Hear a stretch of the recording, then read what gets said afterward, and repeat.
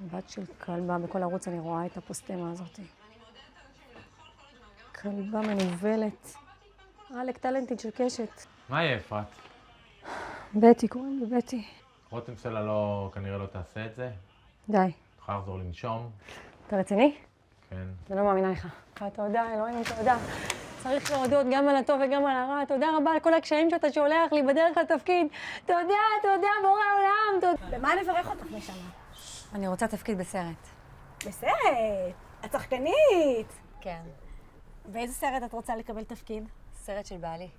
נו, אז שיעזור לך. כן, למה הוא לא עוזר לך? אנחנו מברכות אותך, אפרת בת שושנה, שתזכי לקבל את התפקיד שאת רוצה בסרט. אמן. ותיסעי לקולומביה. אמן. שתהיי תמיד שמחה.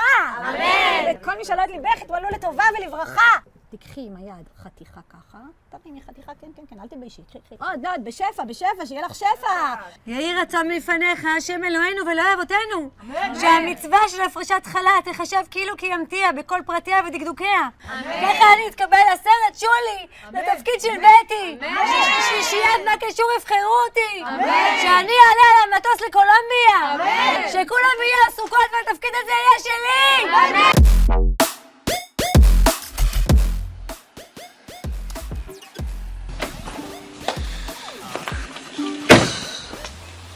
מה קורה? איך תקרא לו? למי? לציון. מה ציון? איך תדבר איתו, נו? תביא אותו תקשיבי, לפה. הבן אדם לבד, עם 3 ילדים, אשתו ברוקדים כוכבים, הוא כל היום פה לבד, הוא קורס. לא מתאים עכשיו שאני אקרא לו. אתה רואה איך ציון עוזר לאשתו? למה, אני לא עוזר לך עם הילדים? לא עם הילדים, מפגר עם הקריירה. בן, אפרת! היי.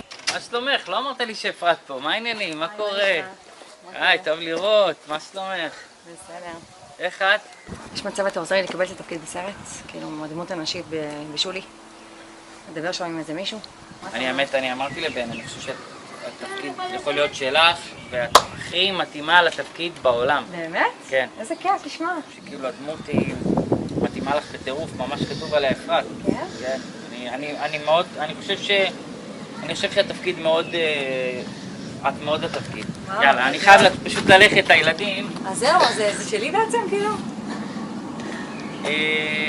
יודעת, זה לא תלוי רק בי, זה תלוי ב... אנחנו שלישייה, אסי, שלום. יש את בן שהוא מחליט גדול. ביי. אני חייב ללכת. בן, אוהב אותך, כפרה. ביי. ביי להתראות. רגע.